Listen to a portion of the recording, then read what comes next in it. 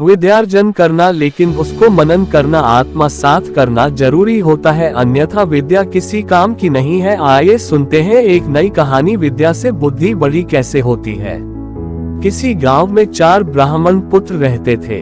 इनमें से 3 तो शास्त्रों के विद्वान थे, किंतु उनके पास बुद्धि नहीं थी। चौथा शास्त्र विद्या के बिना था, किंतु उसके पास बुद्धि थी। एक बार उन्होंने सोचा कि हम राजा के पास चलकर क्यों न धन कमाएं। यही सोच वे चारों घर से निकले। रास्ते में एक जंगल में पहुंच शास्त्र विद्या जानने वाले तीनों ने कहा कि हमारा साथी शास्त्र विद्या नहीं जानता, इसलिए इसे हम अपना कमाया धन नहीं देंगे।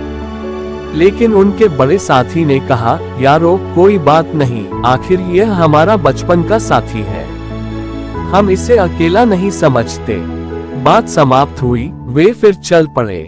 चलते चलते रास्ते में उन्हें शेर की हड्डियां मिली। इन हड्डियों को पाकर 3 ने सोचा, हमें अपनी शास्त्र विद्या की परीक्षा लेनी चाहिए।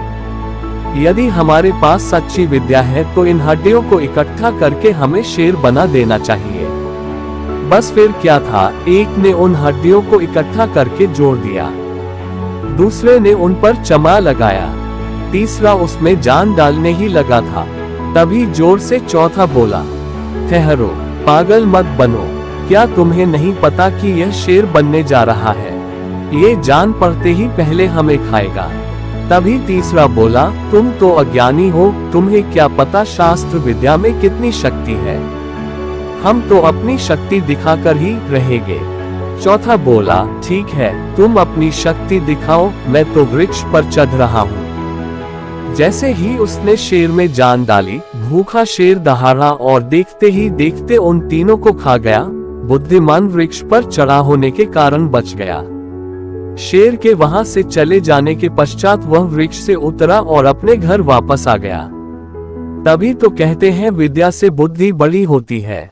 काम करो ऐसा कि दुनिया याद करेगा हमेशा। आइए मिलते हैं एक नई और कहानी के साथ। अगर आपको मेरी एक कहानी पसंद आए तो प्लीज मेरे चैनल को subscribe, like, share and comment करें।